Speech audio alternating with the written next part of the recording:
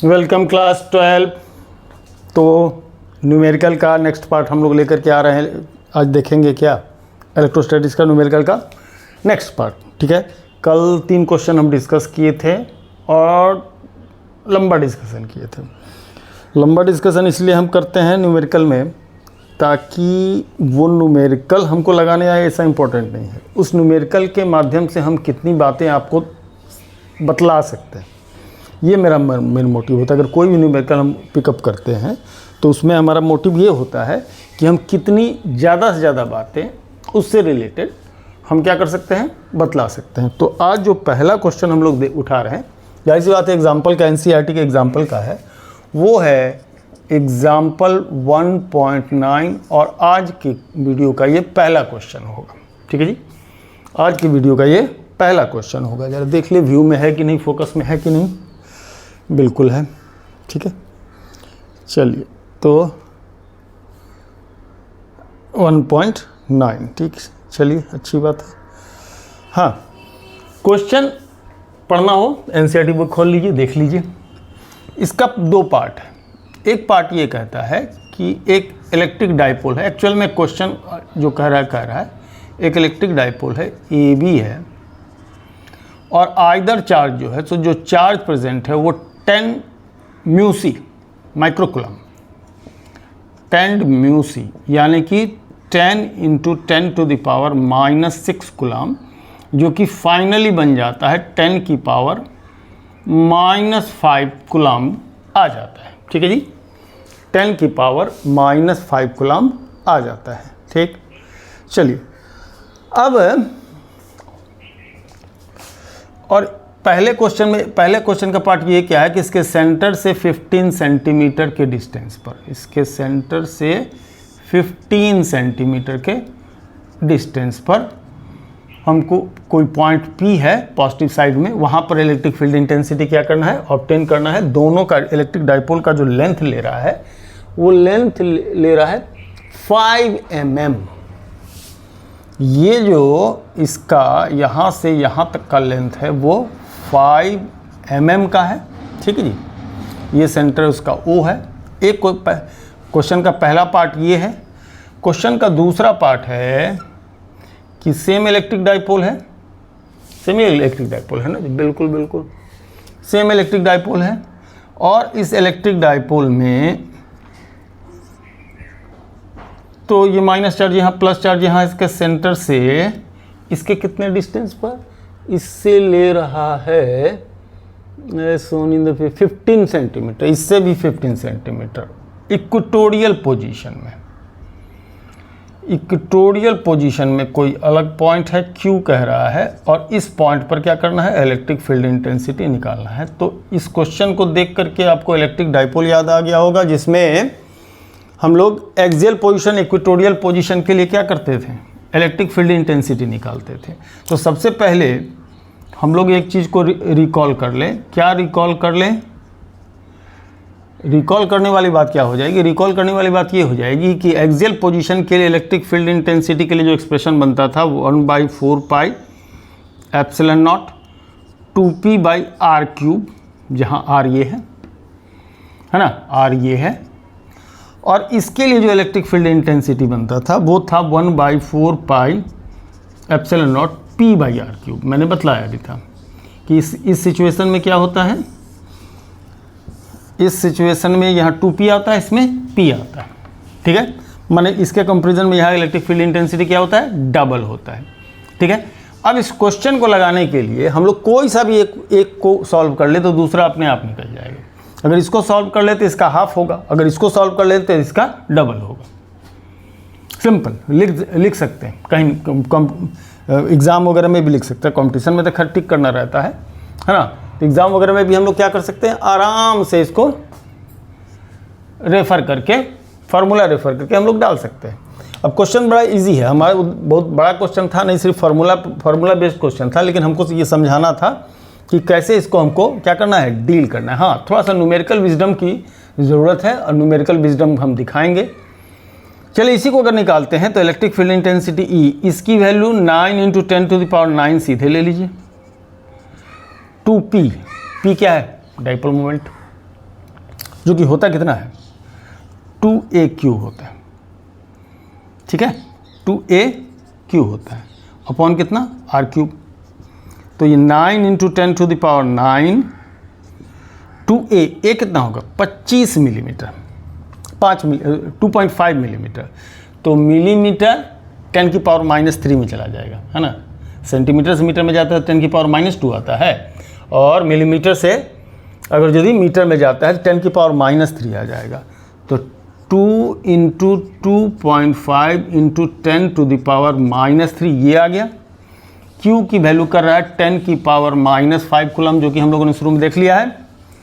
और R की बात करता है तो 15 सेंटीमीटर, यानी कि 15 इंटू 10 की पावर -2 का कितना हो जाएगा क्यूब हो जाएगा, ठीक है। थोड़ा सा सॉल्व करके जहाँ तक हो सकता है उसको हम करके आपको दिखाने की कोशिश करते हैं, ताकि आप लोग कुछ चीज़ों को सीख सकें। ये चीज़ सीखना अभी सॉल्व कैसे कितना फास्ट कर सकते हैं ये भी बड़ा इम्पॉर्टेंट हो जाता है ना जी, ये भी बड़ा इम्पॉर्टेंट हो जाता है। तो ये 9 इंटू 10 टू द पावर 9 ठीक है, 5 का 3 पावर 5 का 10 का 5 पावर 10 का -3 पावर, ये तो 5 हो जाएगा, ये 5 हो गया, ये हो गया 10 की पावर -8 हो गया। 15 का क्यूब कितना होता है 15 का क्यूब, 15 का क्यूब 15 15 225, तो ये हो जाता है। फिर 15 से इसको मल्टीप्लाई करेंगे तो 900 225 1125 में 225 25 5 2 7 2 1 3 3 2 1 3 3375 3375 होता है 15 का क्यूब होता होगा। 5 5 25 5 10 12 5 10 11 5 10 1125, ठीक है। 4 बार में तो ये 900 हो जाता है, फिर 225 इसमें 1125 1125 3375, ठीक। भूल चूक नहीं देनी। अगर 3375 तो ये हो गया 10 की पावर -3 है, -2 का 3 पावर है, पावर मल्टीप्लाई हो गया 10 की पावर -6 हो जाएगा, है ना जी। 10 की पावर -6 हो जाएगा। ऐसे सिचुएशन में -8 -6 +6 बन के जाएगा, ये हो जाएगा आपका 10 की पावर -2, 10 की पावर -2 ऊपर हो जाएगा, 10 की पावर -2 10 की पावर 9 तो 7 हो जाएगा। तो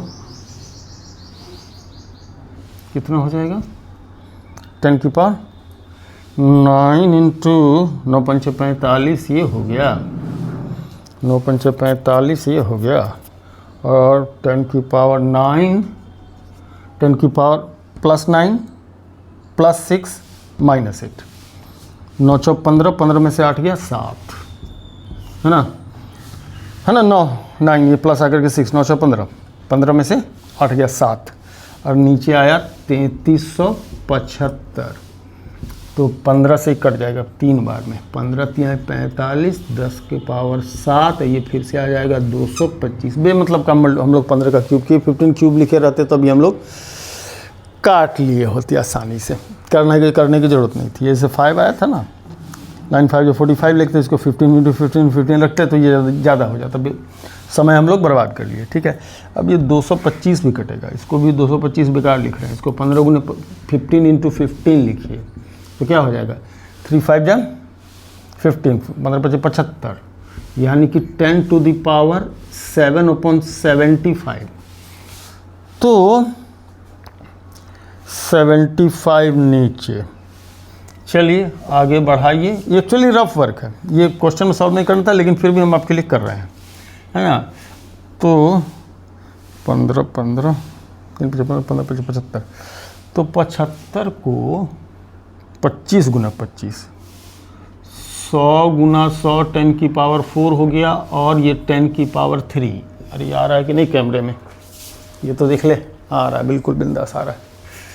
10 की पावर 3 7 हो गया, ये 25 गुने 25, तो ये 25 चौके 100 4 गुने 10 टू द पावर 3, तो 4 की पावर 25 गुने 25 नहीं 75 25 गुने 3 यार, है ना, 3, 25 चौके 100, तो एक ही तो 100 लो, 25 से 75, 10 की पावर 5, है ना, 25 चौके 100, तो बच्चा 3, 4/3 यानी कि 1.33 into 10 to the power 5 newton per coulomb. क्या आंसर मैच किया? मैंने आंसर देखा नहीं था, मैं देखना चाहूँगा कि आंसर मैच करता है या नहीं करता है। और नहीं करता है तो क्यों नहीं करता है? r³ 2p/r³, 2.6 into 10 to the power 5, 10 to the power, ठीक है, 2.6 कहाँ से आ जाएगा? 2.6, 15 का स्क्वायर 10 की पावर -6, ठीक है, सब कुछ तो ले रहे हैं हम लोग, सब कुछ तो ले रहे हैं। 2.6, 1.3 आ रहा है, इसका 2.6, इसका डबल क्यों हो रहा है? डबल क्यों हो रहा है? 5 metre apart, +10, determine the electric field 2a, 2a की वैल्यू 5 mm है, 2a की वैल्यू 5 mm है, 2a ही 5 mm है, हाँ, तो 2a ही 5 mm ले रहे हैं, 2a³ ठीक तो लिख रहा है, 2a ही 5 mm है, तो 2a तो हम लोग लिख ही रहे हैं, ठीक ही तो कर रहे हैं, है ना, 5 दोबारा से आगे a की वैल्यू लेकर के फिर 2a की वैल्यू हम लोग ले रहे हैं, ठीक है, 2a³, अच्छा 2p है, ये तो यही तो था, 2p है तो p की वैल्यू 2a क्यों लिखे हैं? चलो चलो चलो, एक काम करते हैं हम लोग, ठीक है, चलो इसको 2 डबल 2, नो, रहने दो, ई इक्वेटोरियल के लिए इसको लेकर चलते हैं, ठीक है, ई इक्वेटोरियल के लिए लेकर चलते हैं, ई इक्वेटोरियल के लेकर चलते हैं 1.33 10 टू पावर ई इक्वेटोरियल, माने इसका आंसर आ गया, ये इसका आंसर आ गया, क्योंकि इसमें कि एक्चुअली क्या था, 2p था, तो 2p के बदले हम p का आंसर वैल्यू लिए थे, 2 छूट गया था, 2 छूट गया था, सीधे सीधे आंसर क्या हो गया, आधा आ गया था, है ना, आंसर आधा आ गया। तो ई इक्वेटोरियल क्या आएगा? तो ई इक्वेटोरियल, तो ई एक्सियल जो होगा वो ट्वाइस ई इक्वेटोरियल होगा, तो ऐसे में 2 into 1.33 into 10 to the power 5 newton per coulomb, तो ये 2.66 into 10 to the power 5 newton per coulomb होगा। थोड़ा सा कैलकुलेशन करते वक्त थोड़ा सावधान रहिएगा, नहीं तो ये ऐसी मिस्टेक लगभग सभी लोगों से हो जाती है, हम लोग से भी हो जाती है, तो 2p लिखे, अब सिर्फ p का वैल्यू लिए, 2 छोड़ दिए, तो इसको इक्वेटोरियल मान के चलिए कि ये जो है सो इक्वेटोरियल के लिए हम लोगों ने सॉल्व किया था, है ना, तो ये सब फिर पंचायत इसमें 2 घुसाने की ज़रूरत नहीं पड़ेगी और ऐसा निकल करके आ जाएगा, ठीक है जी। चलिए अब नेक्स्ट क्वेश्चन देखते हैं, इसको आप लोग नोट करना चाहे तो नोट कर ले, अगर यदि बुक से बात समझ में आ रही है तो रहने दें। चलिए तो नेक्स्ट क्वेश्चन हम लोग एग्जाम्पल का 1.12 देखने जा रहे हैं, और आज का ये क्वेश्चन नंबर 2 हो जा रहा है, ठीक है। क्वेश्चन ये कह रहा है कि जो एटॉमिक मॉडल होता है जिसमें न्यूक्लियस होता है इसके सेंटर पर, जिस पर मान लीजिए कि Ze चार्ज है, Z is the atomic number, और उसके चारों तरफ न्यूक्लियस है, और जाहिर सी बात है कि न्यूक्लियस पर भी सम टोटल, चारों तरफ क्या है, इलेक्ट्रॉन है, न्यूक्लियस तो ये चारों तरफ इलेक्ट्रॉन है ना, इलेक्ट्रॉन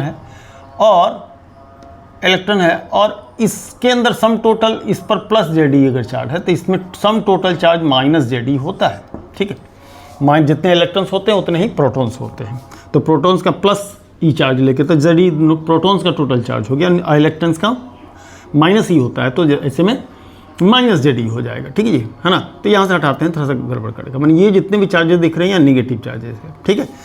तो इलेक्ट्रिक फील्ड इंटेंसिटी निकालना है, अंदर भी बाहर भी, है ना। तो पहले बाहर ही निपटा लेते हैं। इसकी रेडियस कितनी है? कैपिटल आर इसकी रेडियस है, कैपिटल आर इसका क्या है? रेडियस है। तो कैपिटल आर रेडियस है, तो ऐसे सिचुएशन में अगर हम देखें तो अगर कोई गॉसियन सरफेस लेते हैं, कोई गॉसियन सरफेस से लेकर के पूरे एटम को अगर यदि हम लोग क्या करते हैं, कवर अप करते हैं, तो सम टोटल चार्ज कितना होता है? एटम्स क्या होता है? Electrical neutral. अगर यदि आयंस के स्टेट में न हो तो एटम्स क्या होता है? इलेक्ट्रिकल न्यूट्रल होता है। तो Q की वैल्यू 0। हम लोग बात कर रहे हैं कब? जब R की R is greater than R, R is greater than R, मतलब रेडियस से बड़ा हो, माने कोई भी पॉइंट क्या हो, आउटसाइड द एटम हो। तो ऐसे सिचुएशन में अगर हम लोग फ्लक्स निकालेंगे, है ना, फ्लक्स निकालेंगे तो फ्लक्स जो है सो E इंटू 4πr² होगा, E इंटू 4πr² होगा। दूसरी तरफ से अगर गॉसेस थ्योरम सजेस्ट करता है कि फाई की वैल्यू कितनी होनी चाहिए, तो Q/ε0 होनी चाहिए। अब चूंकि enclosed charge sum total charge क्या है, प्लस और माइनस मिला करके 0 है, तो फ्लक्स क्या हो जाएगा 0। तो E इंटू 4πr², दोनों फाई को इक्वेट कर लेते हैं तो 0 बनता है, यानी electric field intensity outside the atom क्या होगा, वो 0 होगा, है ना। ये तो फास्ट फॉरवर्ड में हमने आपको बता दिया, चूंकि आउटसाइड इलेक्ट्रिक फील्ड क्या होने वाला था, 0 होने वाला था, है ना। बहुत लोग इस बात को समझ भी रहे होंगे, ऐसा कुछ है नहीं। लेकिन अब बात जब अंदर के किसी पॉइंट पर की आएगी, अंदर के किसी P पॉइंट की आएगी, है ना, इसको जब हम R लेकर के चलेंगे, मतलब जब R सेकंड केस में चलें, तो जब R less than capital R यानी रेडियस से कम होगा, अब उस जगह पर बहुत बड़ी एक बात आ जाएगी। क्या बात आ जाएगी? सबसे पहले rho density of electronic charge, electron का चार्ज, निगेटिव चार्ज, या डेंसिटी ऑफ निगेटिव चार्ज हम ले, निगेटिव चार्ज ले, है ना। तो डेंसिटी ऑफ निगेटिव चार्ज ले रहे हैं, तो टोटल चार्ज की बात करेंगे तो ZE हो जाएगा, एक्चुअली -ZE हो जाएगा, है ना, -ZE होगा, डिवाइडेड वॉल्यूम। अब एक आदमी कंफ्यूज करेगा, क्या हम लोग 4/3πr³ लिखना ठीक है? कुछ कंफ्यूजन नहीं हो सकती, चूंकि ये न्यूक्लियस जो है सो न्यूक्लियस के साइज को भी उसमें वॉल्यूम में इंक्लूड कर रहे हैं इलेक्ट्रॉन के लिए। एक्चुअल में क्या होता है कि एटम के साइज के कंपैरिजन में न्यूक्लियस काफ़ी छोटा होता है, इसलिए इसके वॉल्यूम को ऑलमोस्ट नेग्लिजिबल मानते हुए जो इलेक्ट्रॉनिक डिस्ट्रीब्यूशन है, इलेक्ट्रॉन का जो डिस्ट्रीब्यूशन है, वो टोटल हम लोग किस में लेकर चल रहे हैं, एंटायर वॉल्यूम में लेकर चल रहे हैं, है ना। तो साइज के कंपैरिजन में काफ़ी वो छोटा होता है। तो ऐसे सिचुएशन में ये वैल्यू आपकी -3ZE बाई कितना 4πr³ इसकी डेंसिटी बनती है ना। डेंसिटी इसलिए निकालना होगा क्या है कि हम यहाँ से एक गॉसियन सरफेस लेने वाले हैं जो इसके अंदर आता है, बाहर के इलेक्ट्रॉन छूट जा रहे हैं, है ना। तो total charge inside the Gaussian surface कितना होगा भैया? टोटल चार्ज Q की अगर बात करते हैं तो सबसे तो पहले ZE होगा, ठीक है, ZE चूंकि न्यूक्लियस है अंदर। अब प्लस में जो चार्ज Q' बनता है वो किसका? इलेक्ट्रॉन का। अब Q' कितना बनेगा वो हम लोग देखते हैं। Q ZE तो ठीक है, माइनस क्यों लिख रहे हैं? क्योंकि इसमें रो की वैल्यू कितनी है, रो इनटू इट्स वॉल्यूम, इसका वॉल्यूम, ठीक है, इसका वॉल्यूम। तो QZE, अब रो की वैल्यू रखिए तो -3ZE upon 4/4π R³ into V' volume, इसका वॉल्यूम 4/3π r³, चूँकि ये जो है रेडियस, ये वॉल्यूम हो गया ना, ये वॉल्यूम हो जाएगा ना इस P के लिए। तो 4/3π ये तो गया, 3/4π या 4/3π ये तो गया, है ना। 3 से 3 कटा, 4 से 4 कटा, ये सब कुछ क्या हो गया, कट गया। आया कितना? ZE minus ZE small r³ upon capital R³, ये बन जाता है टोटल चार्ज, इनक्लोज चार्ज।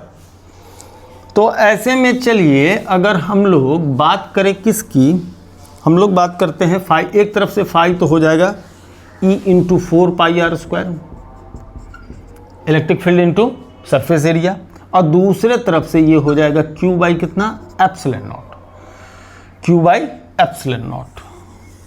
ठीक है। तो Q/ε0 हो जाएगा। अब अगर हम लोग इसको इक्वेट करेंगे तो E की जो वैल्यू दिखेगी, E का जो वैल्यू दिखेगा 1/4πε0 Q/r², ठीक है ना। अरे इसको सीधे भी हम लोग लिख सकते थे, है ना, टोटल चार्ज Q। तो अब जब हम लोग इसकी वैल्यू रखेंगे तो ये तो हो जाएगा 9 × 10⁻⁹ 1/4πε0 की वैल्यू Q। अब Q लिखा जाएगा ये कौन, ये Z E minus Z E R Q by R Q, Z E minus Z E small R cube by capital R cube divided R का स्क्वायर। तो ऐसे में 9 into 10 to the power 9, okay. Z E को निकाल दो बाहर, Z E को निकाल दो बाहर, कितना आ जाएगा R square, 1 upon R square minus कितना, माइनस कितना, माइनस आर बटे कैपिटल आर क्यूब। z की वैल्यू तो प्रोवाइडेड नहीं है ना, z की वैल्यू प्रोवाइडेड नहीं है, z has not been provided. तो ऐसे में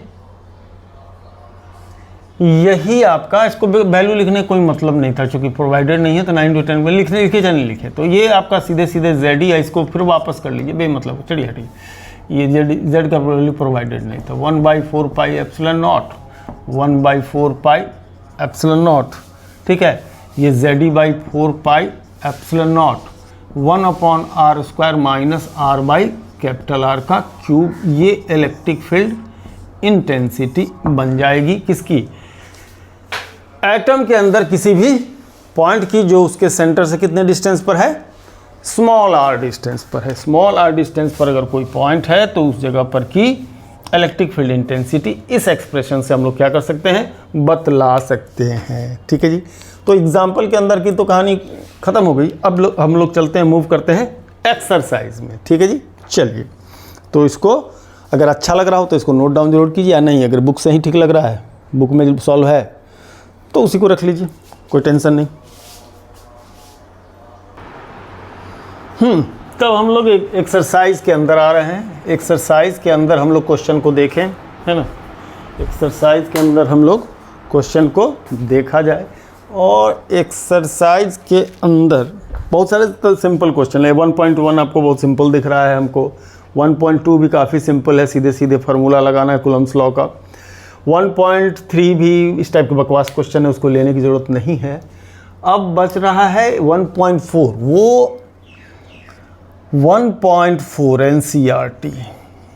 इसमें क्वेश्चन ये कह रहा है, ये पार्ट ये कह रहा है कि explain the meaning of statement electric charge of a body is quantized.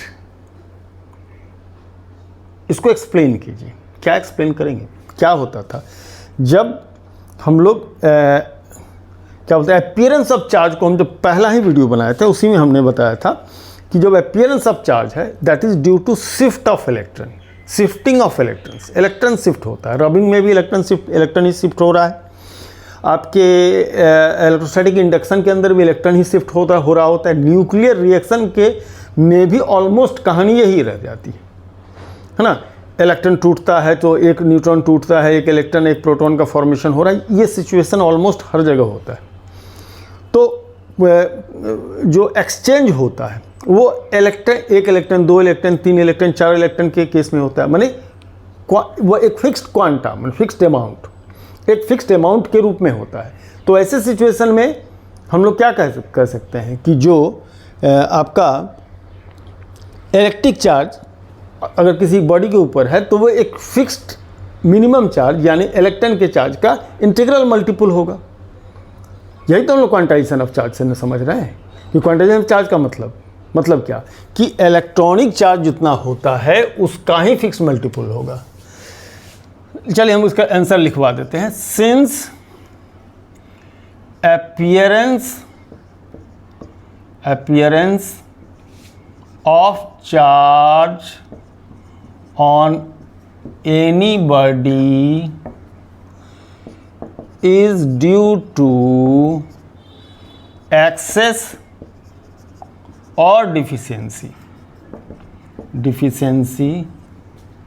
of certain number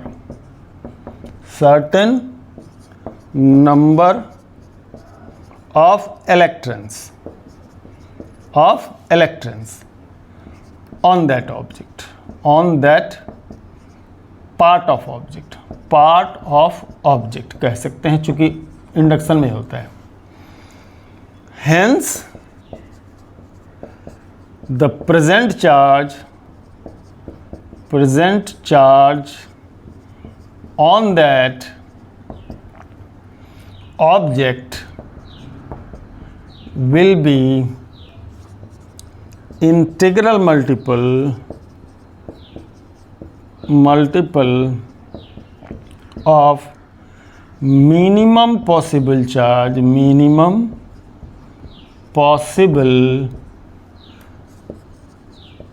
charge, that is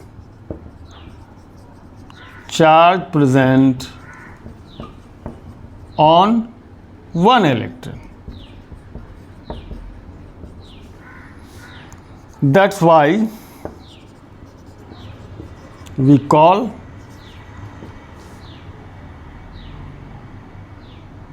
quantization of charge. Quantization of charge. अरे भैया जैसे कि मान लीजिए अगर करेंसी नोट होता और एक फिक्स्ड अमाउंट होता कि 100 रुपीज़ का ही नोट है, करेक्ट है, या वैसे भी 1 रुपया 1 रुपीज़ है ना, तो हम लोग जब भी बात करते हैं तो 100 रुपीज़ मैंने 100 रुपये, 1 रुपये का 100 गुना, या 200 या 150 या 83। तो जो क्वांटा है वो यहाँ क्या है, जो मिनिमम वैल्यू है वो क्या है, 1 रुपीज़ है ना। तो ये डिस्क्रीट वैल्यू हो गया, डिस्क्रीट में हम लोग मिलता है, कंटिन्यूअस प्रोसेस में नहीं होता है ना, डिस्क्रीट में होता है। तो ऐसे सिचुएशन में जो मिनिमम वैल्यू उसी का तो एक मल्टीपल होता है। तो जो मिनिमम वैल्यू का लोग मल्टीपल ले रहे हैं उसी की चीज़ को हम लोग क्या कर रहे हैं, क्वांटाइजेशन, माने एक फिक्स्ड अमाउंट है ना, फिक्स्ड अमाउंट। ओके, इसका सेकंड पार्ट, इसका तो फर्स्ट पार्ट था। सेकंड पार्ट में कह रहा है कि जब मैक्रोस्कोपिक लेवल पर, बड़े लेवल पर लेते हैं तो किसको क्या करते हैं, कैसे इसको डील करते हैं, कैसा कंटिन्यूअस डील करते हैं। वही यही क्वेश्चन भी कह रहा है, why can one ignore quantization of electric charge when dealing with macroscopic large scale charges, correct. तो इसके लिए एक एग्जांपल समझिए, water at microscopic level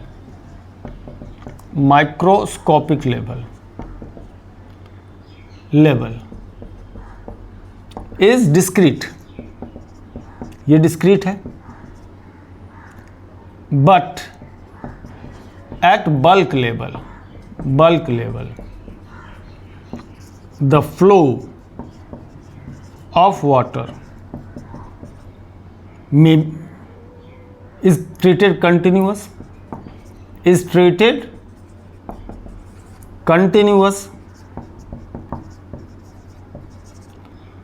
the same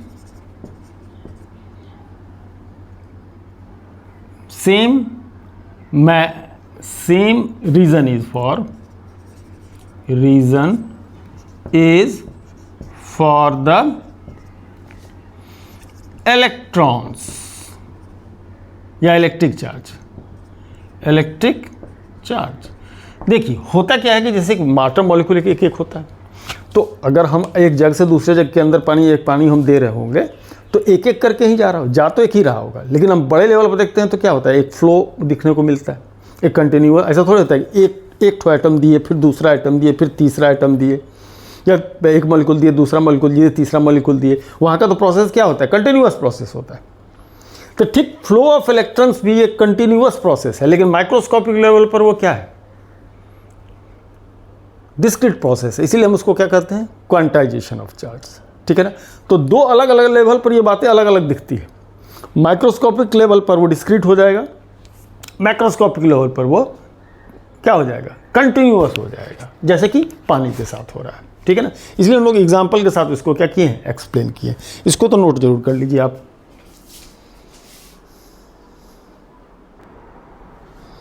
next question देखिए, वो है क्वेश्चन नंबर 1.6। जो हमको सही समझ में आ रहा है वही मैं बता रहा हूँ। There are 4 point charges, +2 μc, -5 μc, है ना, +2 μc, फिर -5 μc। ABCD क्या है, स्क्वायर है, हाँ स्क्वायर, ABCD एक स्क्वायर है, ठीक, ABCD is a square. A B, C, D is square. At A you have plus 2 mu C. At B it is minus 5 mu C. At C it is again 2 mu C plus, ठीक, and at D it is again minus 5 mu C plus. Okay, तो भैया क्या होगा, कह रहा है कि इसके सेंटर पर इलेक्ट्रिक फील्ड के what is the force on the charge 1 mu C place at the centre of the square. अरे जीरो होगा रे, इसका आंसर जीरो होगा. थोड़ा सा एक्सप्लेन कर लेते हैं, ठीक है. ये सेंटर है ना, मिड पॉइंट है ना, मिड पॉइंट हो जाएगा ओ सेंटर. तो at O E D equal to K Q upon कितना, ये अगर डिस्टेंस आर आर मान के चले, कोई हम लोग निकालने वाले 10 सेंटीमीटर है, रहे हम लोग निकालने की जरूरत ही नहीं, है. आर वगैरह कितना है और कितना हो जाएगा आर का स्क्वायर, ये ई डी होगा, ठीक है. और अगर ई बी की बात करते हैं, तो क्या हो जाएगा, ये इतना ही आएगा -5 mu C upon R square. Direction इसका ई डी का डायरेक्शन इधर होगा और ई डी का डायरेक्शन इधर होगा और ई बी का डायरेक्शन क्या होगा, इधर होगा, है ना. हेंस ई रिजल्टेंट, इन दोनों का रिजल्टेंट, ये एक दूसरे को तो कैंसिल ही कर रहा है ना. ई रिजल्टेंट है ना, ई रिजल्टेंट एलॉन्ग बी डी. तो बी डी के एलॉन्ग इसके इलेक्ट्रिक फील्ड इंटेंसिटी क्या हो जाएगी, E D minus E V की बात करते हैं तो ये हो जा रहा है 0. ई बी डी ये कितना हो जा रहा है 0. सिमिलरली ये भी इधर भी यही होगा, इधर +2 mu C +2 mu C है ना. Similarly E A C is also 0. Hence resultant is 0. ये तो मान ली बोर्ड में लगाना एक कंपटीशन के अंदर, तो ये सीधे लिखा जाएगा 0, क्योंकि ये जितना इलेक्ट्रिक फील्ड यहाँ प्रोड्यूस करेगा इस डायरेक्शन में उतना ही ये प्रोड्यूस करेगा. ए जितना प्रोड्यूस करेगा इलेक्ट्रिक फील्ड इस डायरेक्शन में उतना ही प्रोड्यूस करेगा इस डायरेक्शन में. और देखिए न्यूट्रल पॉइंट एक चीज़ होती है. पहले चलिए मैं एक न्यूट्रल पॉइंट पर एक चर्चा कर देता हूँ. न्यूट्रल पॉइंट पर एक बात आ गई है, तो न्यूट्रल पॉइंट पर मैं चर्चा कर ही दे रहा हूँ, है ना. न्यूट्रल पॉइंट, एक चार्ज मान लीजिए Q1 यहाँ है और क्या है Q2 यहाँ है, ठीक है. Q2 यहाँ है. चलिए अगर ये सिमिलर चार्जेस हैं, पहला केस हम लोग लेके चल रहे हैं सिमिलर चार्जेस के लिए, है ना. तो सिमिलर चार्जेस के लिए लेके चल रहे हैं, मतलब दोनों रिपल्सन होगा, तो इसका न्यूट्रल पॉइंट कहीं ना कहीं इनके बीच में होगा, ठीक है, इनके बीच में होगा. अगर इनके बीच का डिस्टेंस d है ना, इनके बीच का डिस्टेंस कितना है, d है. तो और इधर से ये डिस्टेंस अगर r मान के चल रहे हो, है ना, r मान के चल रहे हो, तो उधर से इसका डिस्टेंस बचता है कितना है, d माइनस r, है ना. d माइनस r बचता है, ठीक है, d माइनस r बचता है. तो न्यूट्रल पॉइंट कौन सा होगा, जहाँ पर इसके 1 का इलेक्ट्रिक फील्ड और 2 का इलेक्ट्रिक फील्ड क्या हो, दोनों का electric field equal in magnitude हो, अपोजिट इन डायरेक्शन हो. कहने का मतलब E1 इक्वल्स टू E2 हो, E1 इक्वल्स टू E2 हो. जब E1 इक्वल टू E2 होगा तो KQ1 by R square equal to KQ2 by कितना, D माइनस आर का स्क्वायर. इससे इसका डिस्टेंस, ठीक है जी, है ना. इससे इसका डिस्टेंस कितना हो जाएगा, जरा देखो तो. ये के कट जाएगा, Q1 Q2 हो गया, ठीक है जी. तो आर स्क्वायर इधर लेके आओ, तो आर स्क्वायर नहीं, इसी को लो भैया, इसी को आने दो. d minus R upon R का whole square is equal to Q2 by Q1. Q2 को बिगर चार्ज है. तो सबसे बड़ी इंपॉर्टेंट बात क्या होगी कि इन दोनों में जब भी न्यूट्रल पॉइंट फाइंड आउट करने के लिए चलेंगे, तो हम लोग एक बात को समझ लें कि एक बिगर चार्ज होगा, एक स्मॉलर चार्ज. इक्वल चार्ज होगा तो अब अपने आप सेट हो जाएगा, और ये जितना डिस्टेंस ये होगा उतना ही डिस्टेंस ये हो जाएगा. मैं दिखा दे रहा हूँ, है ना, दिखा दे रहा हूँ. तो ये आर, तो ये Q2 को हम लोग मानकर चल रहे हैं कि ये कितना है, बिगर चार्ज है, ये बिगर चार्ज है, और ये स्मॉलर है, ये स्मॉलर है, ऐसा कंसिडर करके चल रहे हैं, ठीक है। इसलिए पॉइंट को थोड़ा सा 1 के साइड में लिए, क्योंकि इधर इसका चार्ज कम है तो इसका फील्ड यहाँ पर क्या होगा, नज़दीक होने के कारण उसका मुकाबला कर पाएगा। कमज़ोर आदमी है तो अपने घर में ही ज़्यादा मजबूत होगा ना, और जो मजबूत आदमी है वो दूसरे के घर तक पहुँच के भी क्या हो सकता है, थोड़ा मजबूत रहेगा, है ना। तो उस वजह से जो बिगर चार्ज से फार होगा, मतलब जो सेंटर पॉइंट होगा उससे थोड़ा इस साइड में होगा, ठीक है। चलिए अब हम लोग अगर स्क्वायर को हटा करके उधर लेके जाते हैं, स्क्वायर को हटा करके क्या करते हैं, उधर लेके जाते हैं, तो d minus R upon R equal to under root में Q2/Q1 आता है ना।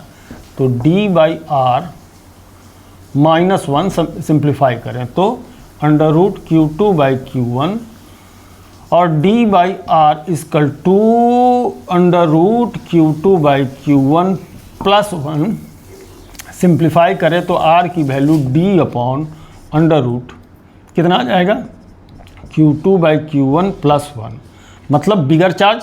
इसको अगर सिंपल में लिखे तो d अपॉन कितना, अंडर रूट के अंदर बिगर अपॉन स्मॉलर प्लस 1। अगर इसमें रख भी दें, ये कॉम्पिटिशन के पॉइंट ऑफ व्यू से हमने बताया। अब जरा सा अगर दोनों चार्ज सेम होंगे तो क्या हो जाएगा, बिगर और स्मॉलर दोनों सेम हो जाएगा, तो डिवीज़न 1 हो जाएगा। Q1 Q2 सेम होगा, अगर Q1 Q2 सेम हो जाएगा तो इसका डिवीज़न क्या होगा, 1 हो जाएगा। तो आपका यहीं से वो छोड़ दीजिए, यहीं से आप क्या कर सकते हैं, Q1/Q2 1 हो जाएगा, Q2/Q1 1 हो जाएगा। तो d minus R upon R equal to 1 अगर सिंप्लीफाई करेंगे तो r की वैल्यू सिंपली क्या होगा, Q1 अगर Q2 के बराबर हुआ, Q1 अगर Q2 के बराबर हुआ तो r की वैल्यू d/2 होगा, सेंटर, बिल्कुल सेंटर। तो ये कहानी जो थी उसी बेस्ड पर था कि चूँकि क्या होगा, दोनों चार्जेस की सेम मैग्नीट्यूड के हैं, तो अब तो सवाल उठता है कि सीधे सीधे कि न इसके करीब जाएगा न इसके करीब जाएगा, यानी कि दोनों के बीचों बीच में जो एक बराबर ताकत का रहेगा तो क्या करेगा, एक बराबर ताकत का एकदम बीचों बीच रहेगा, फिर तो ना उधर जाएगा ना इधर जाएगा, न्यूट्रल पॉइंट इधर जाएगा ना उधर जाएगा, ठीक है। ये तो बात हो गई किसकी, सिमिलर चार्जेस जब होगा। तो अगर सिमिलर चार्जेस ना हो मतलब एक प्लस हो और एक माइनस हो, एक प्लस हो और एक माइनस हो, तब की कहानी क्या बनती है ये भी ज़रा समझ लीजिए, है ना। तब की कहानी क्या बनती है ये भी ज़रा समझ लीजिए। इसको बता देते हैं, फिर तब नेक्स्ट हम न्यूमेरिकल के ऊपर चलते हैं, ठीक है। मैं इसको फिर से इसलिए ले लिया कि इसमें सिर्फ उतना लंबा क्यों खींचने जाए। अब इसको फिर से बिना मिटाए हम इसलिए ले लिए, जैसे कि मान लीजिए एक प्लस होगा एक माइनस होगा, एक Q1 और Q2 है ना। सिंपल में समझिए, कोई टेंशन की जरूरत, d इसके बीच का डिस्टेंस है। तो जो स्मॉलर चार्ज होगा, है ना, जो इनमें स्मॉलर होगा उसी की तरफ जाए, क्योंकि देखिए इनके बीच में ये न्यूट्रल पॉइंट नहीं होगा। अगर लाइक चार्जेस हैं तो बीच में आएगा, चाहे दोनों माइनस हो या दोनों प्लस हो, ठीक है।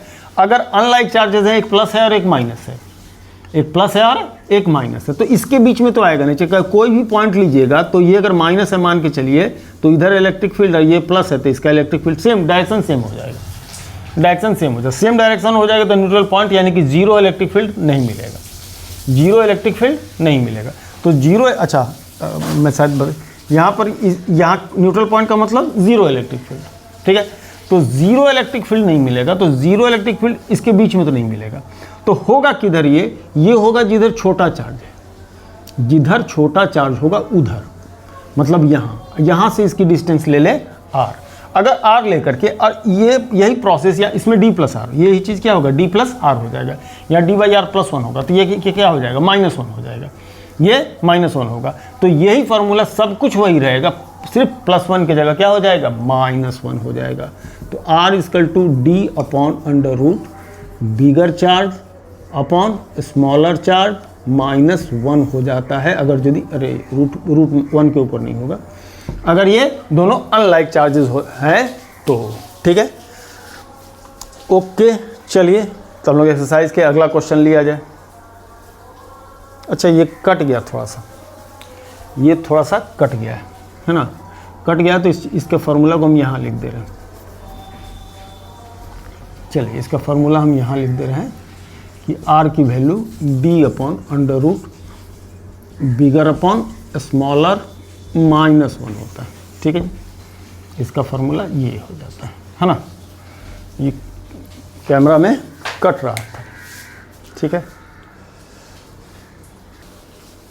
तो एग्जाम्पल 1.8 हम लोग सॉल्व करने के लिए जा रहे हैं। 1.7 हमको दिख रहा है, वो उसका क्वेश्चन ये है कि electrostatic field line is continuous curve that is the field line can not sudden breaks, why not. तो इसका जो डिफिनेशन हमने इलेक्ट्रिक फील्ड लाइंस का दिया, तो वहाँ जाकर देख लीजिए, इसका जवाब मिल जाएगा। और इसका दूसरा पार्ट भी है कि why two electric field lines can not intersect each other. तो अगर इंटरसेक्ट करता है तो क्या होगा, at the point of intersection two possible direction होंगे, दो पॉसिबल डायरेक्शन होंगे। दो पॉसिबल डायरेक्शन पॉसिबल नहीं है किसी भी पॉइंट पर इलेक्ट्रिक फील्ड का, करेक्ट है ना।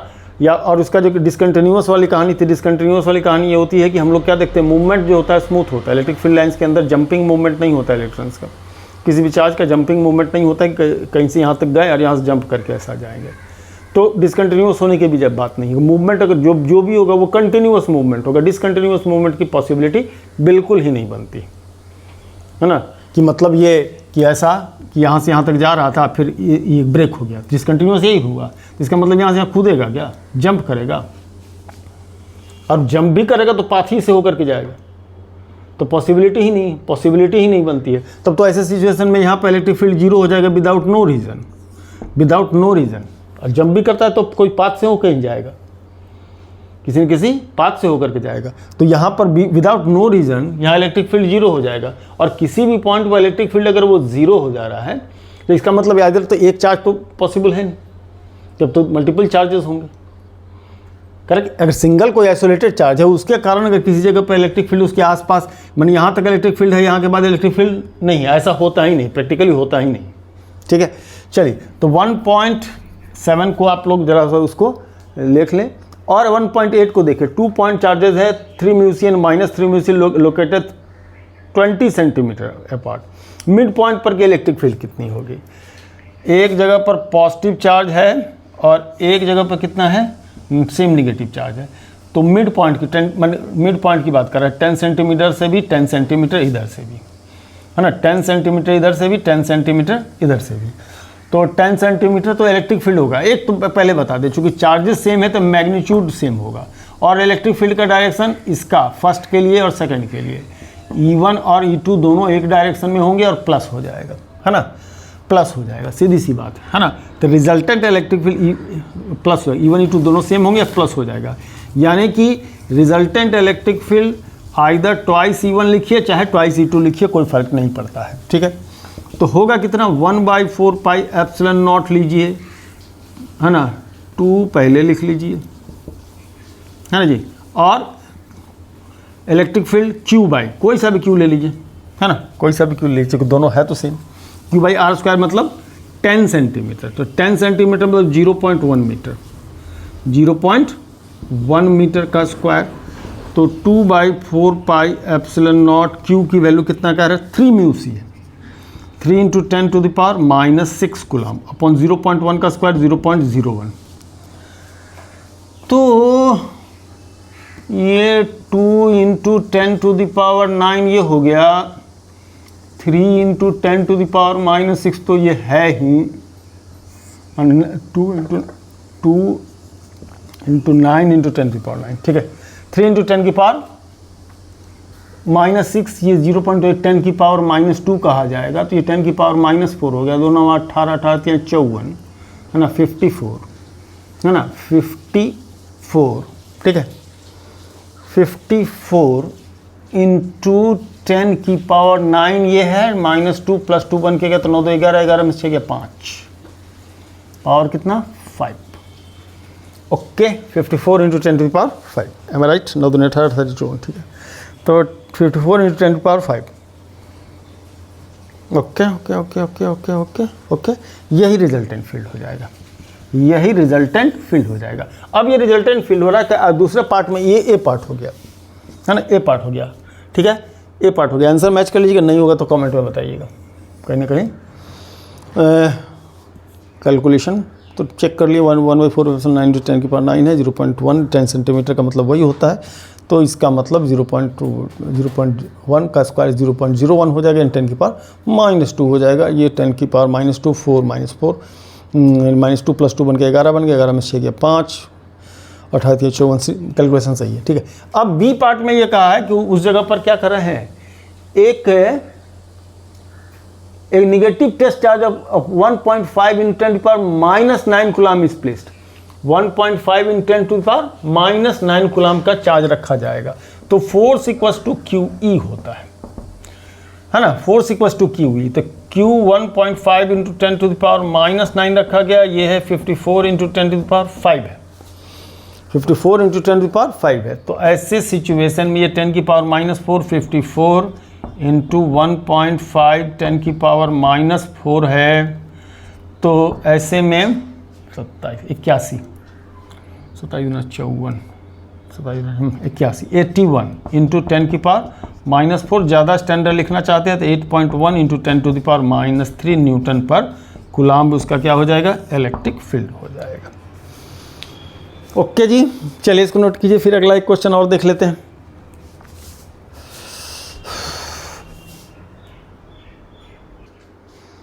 चलिए दो क्वेश्चन आज के लिए हम लोग फटाफट देख लेते हैं, आधा आपके लिए छोड़ देंगे इसको।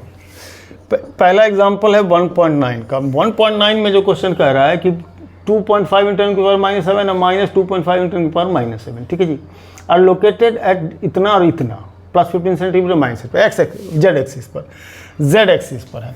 वो लोकेशन दे दिया, उससे टेंशन मत लीजिएगा, है ना, जेड एक्सिस पर।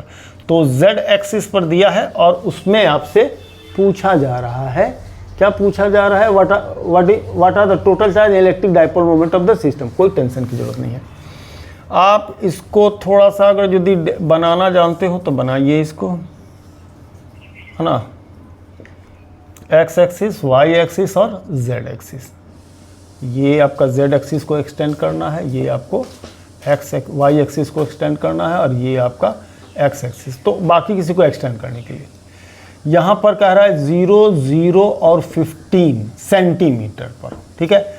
और एक पॉइंट, ये पॉइंट बी ले रहा है, ए पॉइंट को इसके निगेटिव पोर्शन में ले रहा है 0 0 और -15, ठीक है, ऐसा ले रहा है ए पॉइंट को।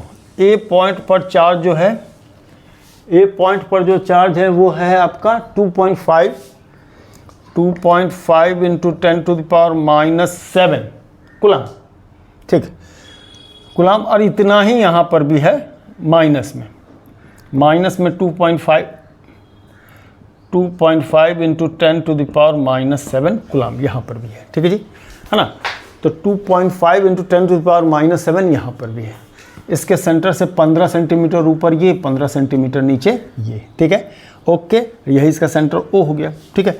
इसमें टोटल चार्ज, इसका जो क्वेश्चन है ए पार्ट में टोटल चार्ज तो 0 है। क्यों 0 है, जितना प्लस में चार्ज है इसके पास, है ना, उतना ही क्या है माइनस में है, तो टोटल चार्ज 0 हो जाएगा, टोटल चार्ज। अब बी में क्या करें, डाइपोल मोमेंट निकालने के, तो P = 2AQ, ए का मतलब 15 सेंटीमीटर, इसको मीटर में कन्वर्ट कर लीजिएगा। और Q का मतलब चाहे ये रख दीजिए, चाहे माइनस हटा करके ये रख दीजिए, ठीक है, खुद से सॉल्व कीजिए। एग्जाम्पल में 1.9 है, फिर 1.10 है ना, 1.10, ठीक है। तो ऐसे में हाँ, an electric dipole with dipole moment this much is aligned, इसका P दिया हुआ है क्वेश्चन में, P डाइपोल मोमेंट दिया है।